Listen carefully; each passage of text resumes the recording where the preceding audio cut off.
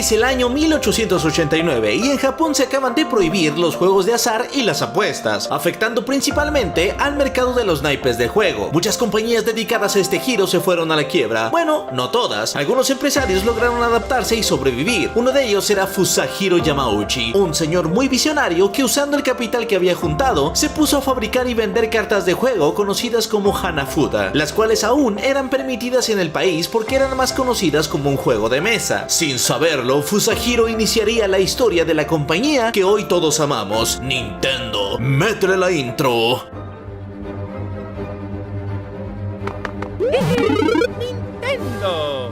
El nombre de esta empresa de cartitas sería ni más ni menos que Nintendo Kopai. Nintendo significa déjale la suerte al cielo o tarea divina, mientras que Kopai significa cartas. El negocio vendía bien y la compañía se convertía poco a poco en la principal productora de estas tarjetas. En 1929, Don Fusajiro decide retirarse para dejarle el negocio a su yerno. En este mismo periodo se cambió el nombre del negocio a Yamauchi Nintendo Company, para darle más énfasis a que esto se trataba de un negocio familiar. Después del yerno de Fusajiro, la tercera persona que toma la presidencia en 1949 sería Hiroshi Yamauchi, quien era el nieto del yerno de Fusajiro. Fue este señor el primero que tomó una decisión arriesgada, porque viajó a los Estados Unidos para conseguir la licencia de Disney. Así es, perros, tras un par de negociaciones, Hiroshi logró su cometido. Regresó a Japón, donde las cartas con personajes de Disney fueron un éxito en ventas, ganando así un capital bastante grande. Y en vez de gastárselo en otras cosas, Yamauchi decidió invertirlo en otros giros para volver multifacética la compañía. Tal vez no lo saben, pero Nintendo ingresó a diferentes mercados, como una cadena de taxis, comida instantánea, juguetes y moteles. ¿No te parece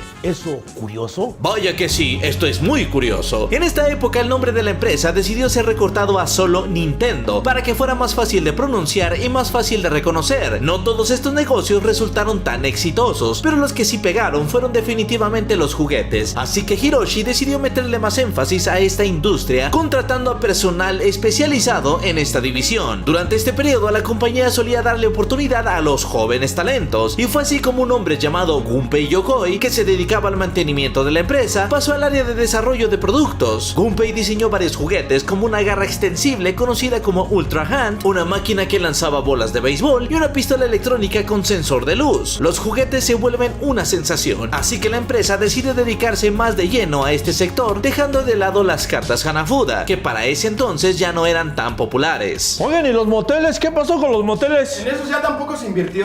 No. Dejaron ir el negociazo, Dejaron ir la papa Nintendo. Yamauchi, que siempre estaba viendo qué hacer a futuro, quería fortalecer su lugar en la industria y comenzó a interesarse por los juguetes electrónicos que andaban ganando popularidad en aquellos años. De esta forma, otra vez se lanzó a los Estados Unidos, se comió unas hamburguesas, se tomó una foto de la Torre de Trump y consiguió los derechos para comercializar oficialmente el sistema Magnavox Odyssey en Japón, que era la Magnavox, básicamente la primera consola en la historia de los videojuegos. Si quieren que le hagamos un video a la Magnavox Odyssey, púchale al botoncito de like en la parte de acá abajo. El sistema fue muy bien recibido en Japón y esto impulsó a que Hiroshi y sus ejecutivos se interesaran por crear sus propios videojuegos, pero tenían un problema: sus trabajadores no estaban tan familiarizados con la creación de electrónicos, así que Yamauchi realizó una alianza con la compañía Mitsubishi, quienes se encargarían de crear los sistemas en donde se ejecutarían sus videojuegos. Parte de los primeros sistemas de entretenimiento creados por esta alianza fueron en los 70, sistemas como el Color TV Game 6 y el Color Game 15, que en realidad son juegos muy del estilo del clásico Pong que ya existía en otras épocas. Por otro lado, la compañía buscaba reclutar personal con experiencia en videojuegos. Por aquel tiempo, un amigo de Don Hiroshi se entera de que Nintendo andaban buscando talentos, así que sugiere que se entreviste a su hijo, el cual tenía muchas aptitudes para el dibujo y algo de conocimiento en el diseño de juguetes. De esta forma, Yamauchi entrevista a un chico llamado Shigeru Miyamoto, y al notar su gran creatividad, decide aceptarlo en la compañía.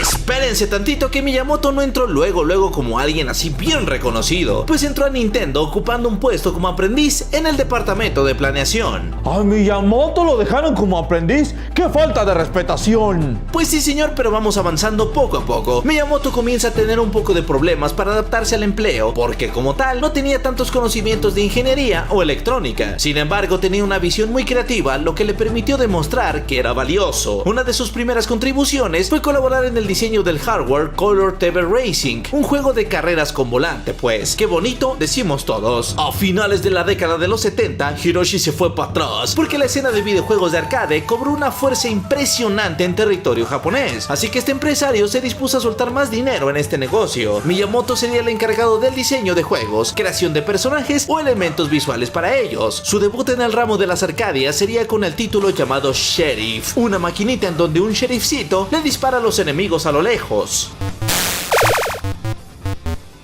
¡Cállese y tome mi dinero! Sheriff funcionó bastante bien, así que Nintendo publicó en poco tiempo otros juegos como Space Fever, Monkey Fever y Space Launcher. Notando que estos juegos eran una especie de clones de otros que ya existían, los ejecutivos consideraron que debían elaborar un juego todavía más ambicioso y original, así que pusieron a parte de su mejor staff a chambear en esta recreativa. Y mientras tanto, Gunpei Yokoi, el señorón Gunpei, acababa de encontrar una nueva idea para otro sistema de entretenimiento, la cual le llegó mientras veía a un hombre aburrido apretando botones en su calculadora. Don Yokoi consideró que podría crear un hardware de entretenimiento pero portátil, con pantallas similares a las de las calculadoras para mantener el costo de producción bastante bajo. Con este concepto fue creado el Game & Watch, cada uno con su propio videojuego y diseño único. El Game & Watch se convirtió en el negocio más fructífero de Nintendo y por ello la empresa se dedicó a producirlos en enormes cantidades para atender a toda la demanda. Justo por estos tiempos, al esposo de la hija de Yamauchi, un joven llamado Minoru Arakawa, se le ofreció irse a vivir a Estados Unidos para que representara a Nintendo por aquel continente. La hija de este señor no parecía muy convencida de abandonar su país, pero el padre convenció a la parejita para probar suerte en Estados Unidos, en donde Arakawa se establecería como el mero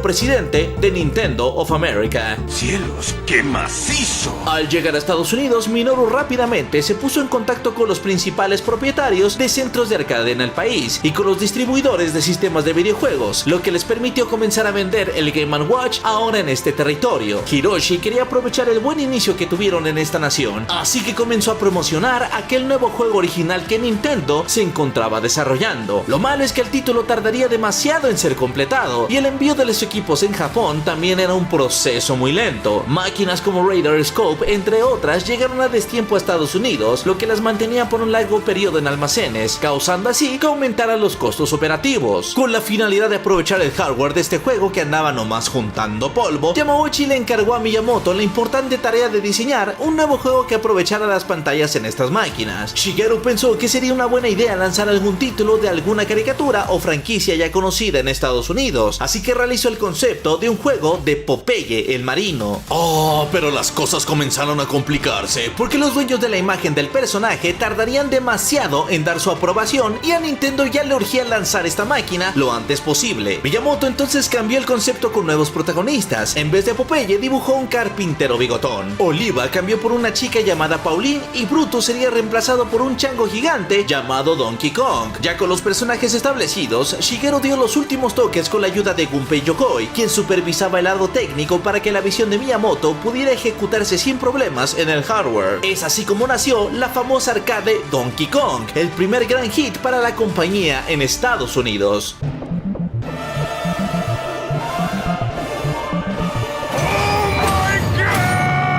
La maquinita tuvo asombrosos resultados, así que Hiroshi luego dio luz verde a una secuela, la cual sería protagonizada por el hijo de Donkey Kong. Lo malo es que en estos tiempos Universal Studios demandó a Nintendo porque consideraban que el concepto del juego era un plagio de su película King Kong. ¿Cómo eres de mamón, cabrón? No se preocupen, que los abogados de Nintendo demostraron que el personaje de King Kong no era propiedad de Universal, más bien era de dominio público, como también lo es Chabelo y Don Ramón. El juez dio un veredicto a favor de la gran N y Universal se vio obligado a indemnizar a la compañía con una fuerte suma de dinero por daños y perjuicios que les causó este proceso. Ahora sí, después de este pleito entre millonarios, Nintendo siguió publicando sus arcade y ofreció algunas licencias para que sus juegos aparecieran en sistemas como el ColecoVision o el Atari 2600. Pasa el tiempo y en el tercer juego, donde aparece el bigotón con gorra roja, la compañía ahora sí por fin se anima a establecer un nombre oficial para este personaje. Resulta que en honor a la persona que le rentó sus primeras oficinas en Estados Unidos, llamado Mario Segale, el chaparrito de overall sería desde ahora conocido como Mario. Una leyenda había nacido. Este tercer juego ya no involucraría el mismo concepto de antes. Acá Mario tenía que hacerla de plomero mientras lidiaba con tortugas y otros enemigos que salían de estas tuberías. La máquina tendría un éxito moderado en ventas. Tal vez los juegos de Nintendo necesitaban un aire fresco, pero Hiroshi no era nada tonto y ya había considerado este escenario. El empresario ya contaba con un equipo de ingenieros chambeando en un proyecto muy secreto. El equipo, liderado por un hombre llamado Masayuki Uemura, tenía la tarea de crear una consola de videojuegos algo similar al Atari 2600, que también fuera capaz de emplear cartuchos intercambiables, pero con hardware mucho más poderoso. Los ingenieros trabajaron y fue así como nació el Family Computer, también abreviado como Famicom. El Famicom fue lanzado solamente en Japón, pues Nintendo quería probar su desempeño antes de lanzarlo a otros países. En Japón superó con creces a toda la competencia en tan solo algunos meses. Los jugadores estaban bastante sorprendidos por su potencia de 8 bits, los controles intuitivos y un costo competitivo. Esto auguraba una muy buena señal para Nintendo, pero decidieron no lanzar su consola a Estados Unidos todavía, ya que el panorama de videojuegos en este país iba en bajada. ¿Cómo es esto posible? Todo fue por culpa de Atari, que había lanzado videojuegos a la imbécil sin contar con algún control de calidad. Más de la mitad de videojuegos lanzados eran aburridos o ni siquiera tenían pies ni cabeza. La gota que derramó el vaso fue un juego basado en la película E.T., título que no cubrió con las expectativas y cuyo diseño era horrible. Nadie le entendía esta cosa y por lo mismo no vendió bien. Los usuarios en Estados Unidos dejaron de comprar videojuegos de forma masiva y en poco tiempo la misma Atari se encontraría en una situación cerca de la quiebra. ¡Eso te pasa por zorra! Con el fin de alejarse de la imagen de un videojuego, Yamauchi ordenó que el Famicom contara con un diseño diferente para América, porque el original lucía muy parecido a las otras consolas japonesas. Además, este cambio les permitiría resaltar la capacidad de la consola, haciéndola lucir más avanzada. Es así como se llegó a un diseño parecido a una videocasetera que por aquellos días eran muy populares. Así nació la Nintendo Entertainment System, o NES para los compas.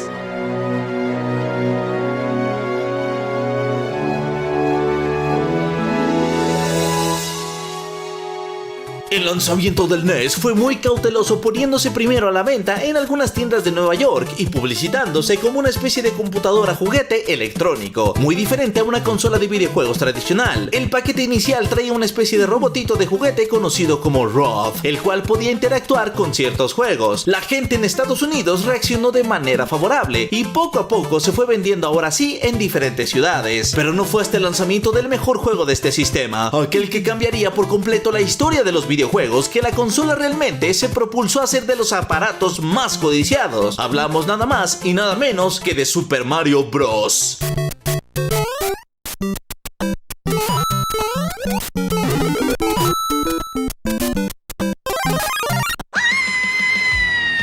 Super Mario dejaba atrás el concepto de Donkey Kong para colocar a Mario en una aventura donde atravesaba diferentes niveles llenos de obstáculos. La fórmula del juego y su sencillez comenzó a ser aclamados por los jugadores de todas las edades y se convirtió en un verdadero referente para los desarrolladores de videojuegos a nivel mundial. Teniendo en cuenta el factor que causó la crisis videojueguil en la era de Atari 2600, Nintendo estableció una estricta limitante para publicar juegos en su NES. Toda compañía que deseaba publicar en esta consola solo contaría con la oportunidad de lanzar 5 títulos en total durante todo un año. Para reforzar esta política, Nintendo implementó un chip especial producido por ellos mismos, el cual a fuerzas debía venir en el cartucho para que el sistema los ejecutara correctamente. Las compañías no estaban nada contentos con esta política y ya andaban así de... Varias compañías sí se apegaron a esta política, pero otras utilizaron algunas mañas para poder publicar más de 5 juegos. Por ejemplo, Konami fundó una filial llamada Ultra Games, Acclaim fundó LJN, otros publishers se fueron por un lado más ilegal, crearon una copia pirata del chip para poder vender sus juegos sin pedirle permiso a Nintendo. Este es el caso de publisher conocido como Tengen, el cual realmente no era sino una filial del mismísimo Atari. Por supuesto que Nintendo se cabreó, así que comenzó una contienda legal que perduraría por muchos años. Atari no fue el único mañoso, pues después existieron chingos de clones pirata desde China, los cuales estaban basados en el Famicom original y eran conocidos en esa región como los Family. ¿Se acuerdan acuerdan de ellos? ¿Se acuerdan de los Family? Estas consolas ejecutaban las copias de los cartuchitos de colores lanzados originalmente para el Famicom en Japón. Sí, estos chiquitos bien baratos, que acá traían disque 500 juegos en uno. Muchos de estos títulos en realidad nomás venían cargados con 450 variantes de colores diferentes del Tetris y algún otro juego adicional. Sin embargo, eran otra alternativa de menor costo para la gente que comenzaba a interesarse por los videojuegos. Gracias a estos cartuchos conocían los juegos y si les gustaban, ahora sí buscaban el cartucho original. A pesar de estos contratiempos, el NES se consolidó como el imbatible rey de los 8 bits, gracias a los excelentes títulos que podías encontrar en la consola. Veámoslos brillar, veámoslos todos.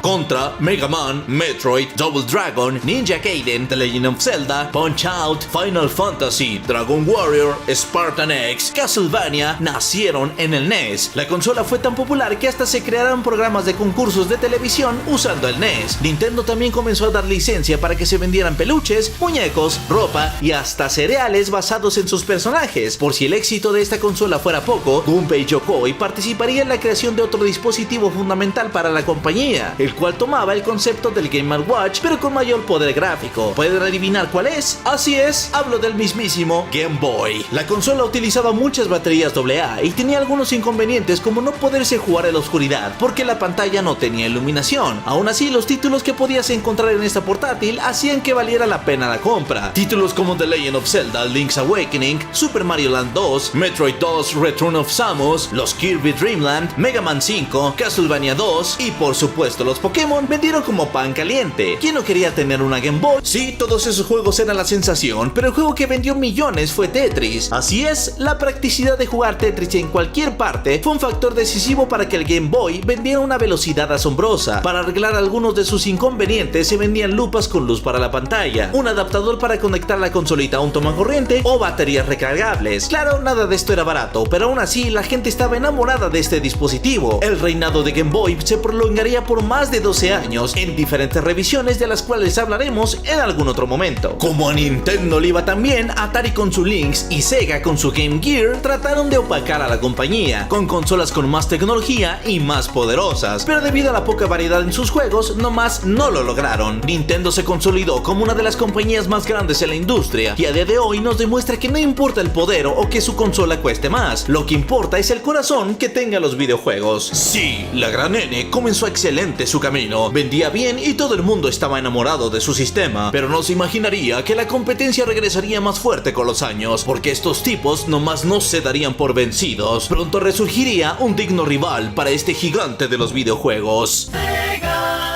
Así es, el camino a la grandeza vendría acompañado de muchas futuras competencias. Nintendo no sería la única compañía que disfrutaría de la gloria videojueguil. ¿Qué pasará en futuros años? ¿Cómo se las arreglará Nintendo para seguir vigente en las siguientes generaciones? Descúbrelo en el siguiente episodio de la historia de Nintendo.